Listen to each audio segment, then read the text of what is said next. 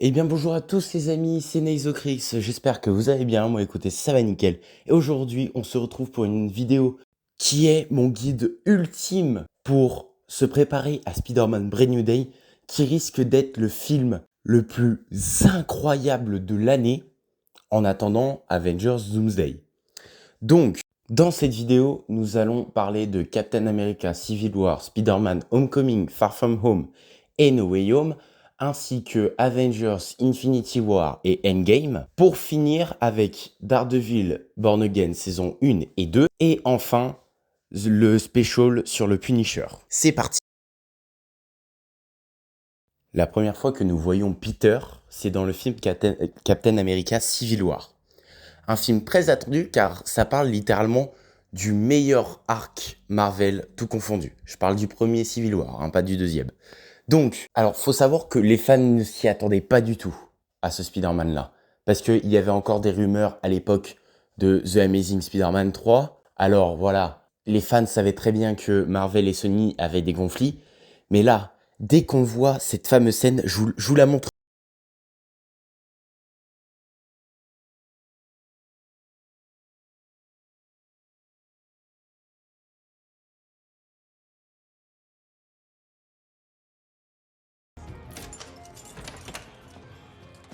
Hey, mate.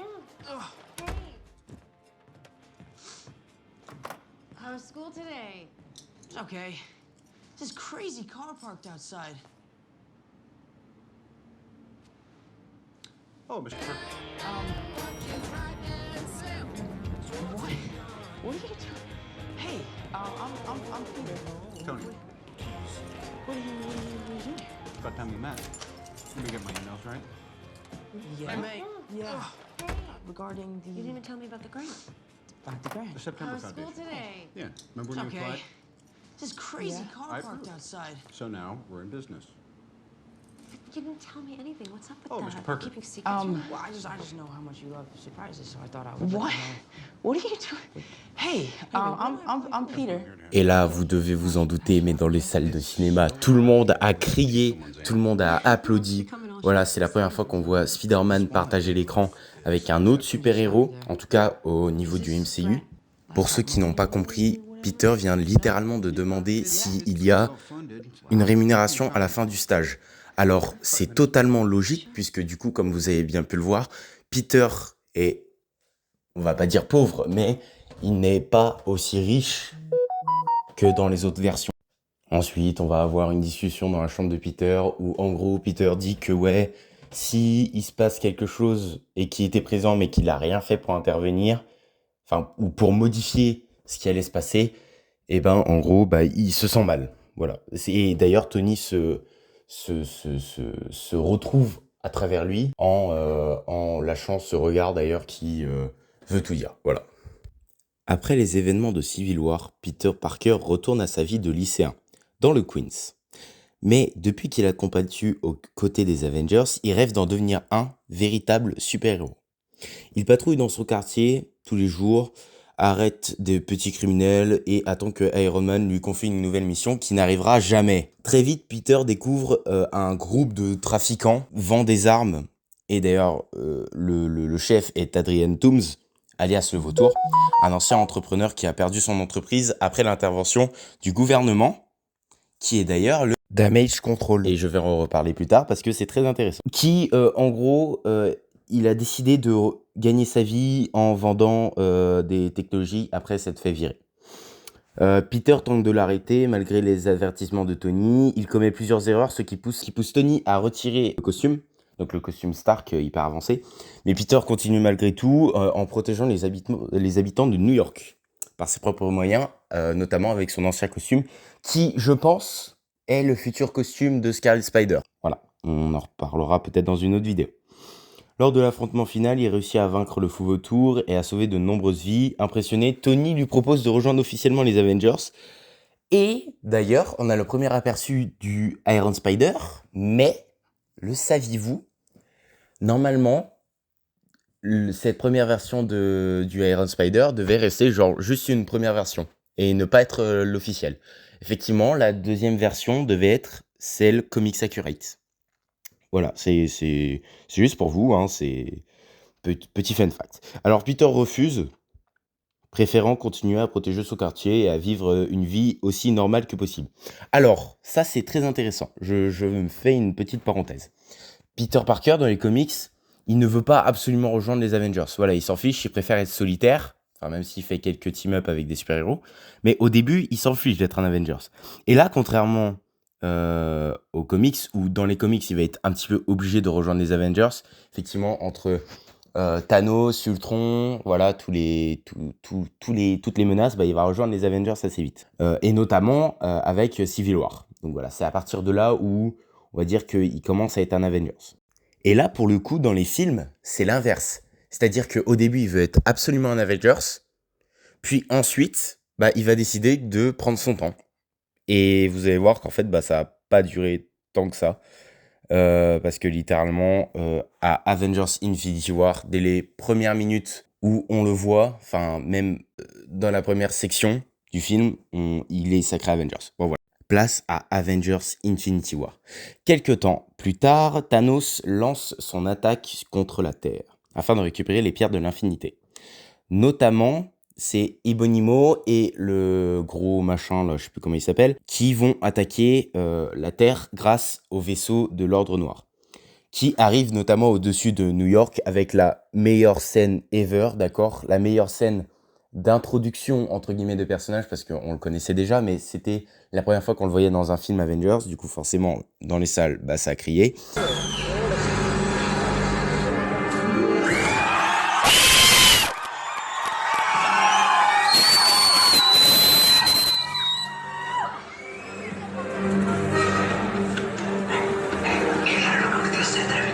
என்னது நாம எல்லாம் சாக போறோம் என்ன ஸ்பேஸ்ஷிப் எல்லாம் இருக்கு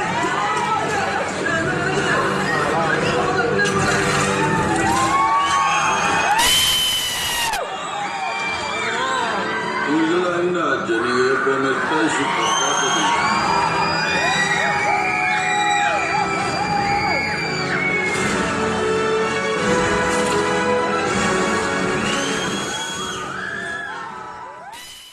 Peter intervient grâce à cette scène où on voit ses poils s'hérisser. Bon, c'est le sens d'araignée. Et il aide notamment Iron Man et Doctor Strange. Puis ensuite, Doctor Strange va se faire emmener par les enfants de Thanos. Et il va aller dans l'espace parce que... Enfin, Peter va aller dans l'espace parce qu'il va vouloir sauver le sorcier à tout prix. Et d'ailleurs, on a la meilleure scène. En tout cas, par rapport à Spider-Man, c'est la meilleure scène où on voit le costume enfilé Iron Spider, d'accord? C'est... Juste regardez. You gotta let go, I'm gonna catch you. We're too high up, we're running out of air. That makes sense.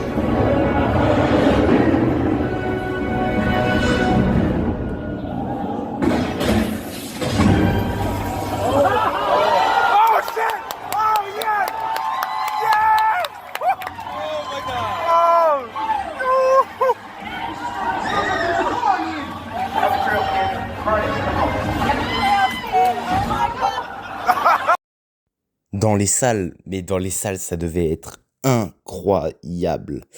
Donc, grâce à cette nouvelle armure, il parvient à rejoindre l'équipe Pseudo Avengers, du coup, sur Titan.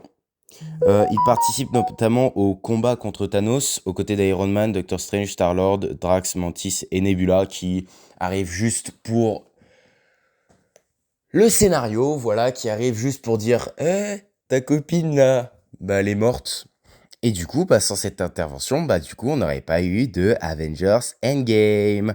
Donc, suite à ce fameux pétage de câble de Star-Lord, bah, Thanos va réussir à piquer la pierre du temps, va aller au Wakanda, donc face à une autre team Avengers, et va du coup pouvoir claquer des doigts parce qu'il va récupérer la petite pierre de Vision. 5 ans plus tard, lors du film Avengers Endgame, il faut savoir que ce film est vraiment incroyable. Chacun reprend sa vie de son côté après la catastrophe provoquée par Thanos. Grâce au voyage dans le temps imaginé par les Avengers, les héros récupèrent les pierres d'infinité une seconde fois. Hulk utilise le gant de l'infini, créé par Tony Stark.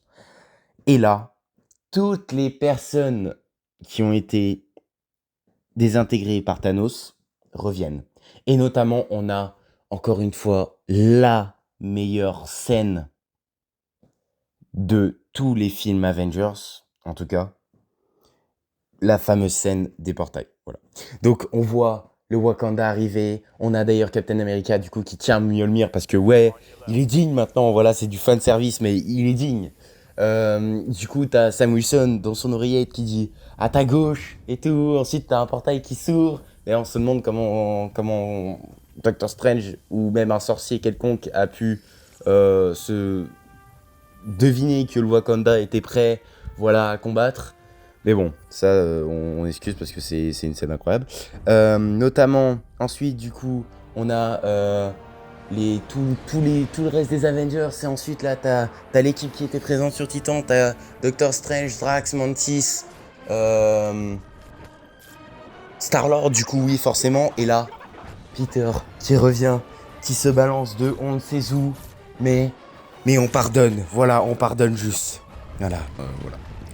Et aussi, donc, on a le fameux assaut final face à Thanos. Et d'ailleurs, il y a des incohérences, mais énormes. Peter Parker qui se balance d'on ne sait où. Voilà, il s'accroche au ciel. Mais vous inquiétez pas, on pardonne. Quelques mois après la bataille finale, Peter tente de reprendre une vie normale. Il part notamment dans un voyage scolaire en Europe avec ses amis, prévoit d'avouer ses sentiments à MJ. Mais Nick Fury, qui d'ailleurs n'est pas Nick Fury, l'interrompt rapidement pour lui demander de combattre des mystérieuses créatures appelées les élémentaux. Ah oui, d'ailleurs, j'aime bien parce que Sony nous a hype pour rien, parce que, en gros, dans le premier trailer, ils avaient montré la bête, enfin l'élémentaux de terre, et du coup, beaucoup de personnes avaient commencé à dire « Mais c'est l'homme sable !» Et ben non, du coup, c'est pas l'homme sable. Et Peter va notamment rencontrer Quentin Beck, aussi connu sous le nom de Mysterio, qui prétend venir d'un autre univers. Voilà, on sait tous. En réalité, tout est un mensonge. D'ailleurs, moi, quand j'y suis allé, honnêtement, je ne connaissais pas le personnage de Mysterio. Du coup, en fait, j'y croyais vraiment. Beck est un ancien employé de Stark Industries qui a utilisé des drones et des illusions extrêmement réalistes pour se faire passer pour un héros. Et d'ailleurs, c'est complètement illogique, puisque du coup, avant que Peter lui donne les lunettes Edith, le cadeau de Stark, ça voudrait dire que Quentin avait déjà des drones hyper réalistes avant de détenir les drones hyper réalistes qui convoitait. Donc voilà, c'est assez bizarre l'histoire. Peter va réussir enfin à le battre grâce à sa petite antenne qui du coup n'est pas utilisable pour esquiver des bananes. Cependant, juste avant de mourir, Mysterio va piéger Peter une dernière fois avec une vidéo truquée qui est diffusée dans le monde entier faisant croire que Spider-Man est responsable des attaques subies par Londres. Pire encore, J. Jonah Jameson révèle publiquement l'identité de Spider-Man qui est Michael Jackson. Non, je déconne, Peter Parker. On s'attaque désormais au pire, mais aussi le meilleur film Spider-Man, tout confondu. Pire au niveau de l'incohérence et meilleur parce que le fan service. Oh, mais le fan service, ce n'est pas, c'est presque à la limite du trop, mais il nous harcèle pas avec ses références. Voilà. Donc au début du film, toute la vie de Peter est détruite. Les médias le harcèlent, lui et sa famille. Désespéré, Peter demande à Doctor Strange de lancer un sort pour que tout le monde oublie qu'il est Spider-Man. D'ailleurs, c'est complètement idiot parce que Doctor Strange, il connaît Peter. Il sait qu'il est un petit peu naïf. Je dis pas qu'il est con. Il est intelligent, mais il est naïf. C'est-à-dire qu'il croit que tout va bien aller. Sauf que là, il aurait pu demander s'il y a des exceptions et pas faire littéralement la pire erreur de sa vie. Mais bon, on s'en fiche. C'est Spider-Man No Way Home. Il a été sorti uniquement pour le pognon. Et on a aimé.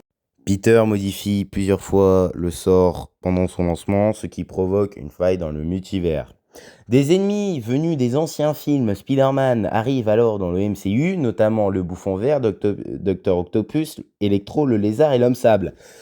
Je ne dis pas que Venom est dans le film pour l'instant parce que ça sert à rien. Voilà, il ne fait rien tout au long du film, d'accord? Hormis pour déposer un petit bout de symbiote. Et ça, si vous avez regardé mes autres vidéos, vous devez faire un petit lien. Voilà, donc si vous comprenez pas, allez voir mes autres vidéos.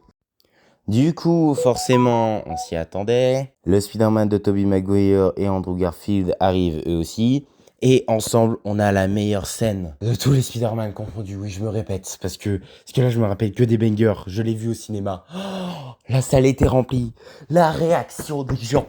Malheureusement, je n'ai pas la vidéo. La réaction des gens. Il y avait des bougs qui étaient déguisés en Tobey Maguire, d'accord? Ils étaient déguisés en Andrew Garfield. T'as même un mec qui était venu avec un mannequin de Gwen, morte. Voilà. Vous imaginez le niveau de fanititude qu'il faut avoir. Mais le Bouffon Vert va tuer la tante de Spider-Man avant que les trois Spider-Man soient réunis. Du coup, t'as une bataille spectaculaire au sommet de la Statue de la Liberté. Pourquoi? On ne sait pas. Peter comprend qu'il existe une seule solution pour réparer le multivers, demander que tout le monde l'oublie. Mais d'ailleurs, ça, c'est pas précisé. Je sais pas si c'est la VF qui a fait ça ou si c'est juste dans le film en général. Parce que si il dit, ouais, tout le monde m'oublie, sachant que lui, c'est Peter Parker, est-ce que ça va pas altérer tout le multivers? Mais non. C'est Spider-Man No Way Home. Voilà, t'inquiète pas, tout va bien. Le film se termine avec Peter qui emménage dans un petit appartement. Et d'ailleurs, ça m'a fait péter un câble parce que, il me semble, je vous mets la scène.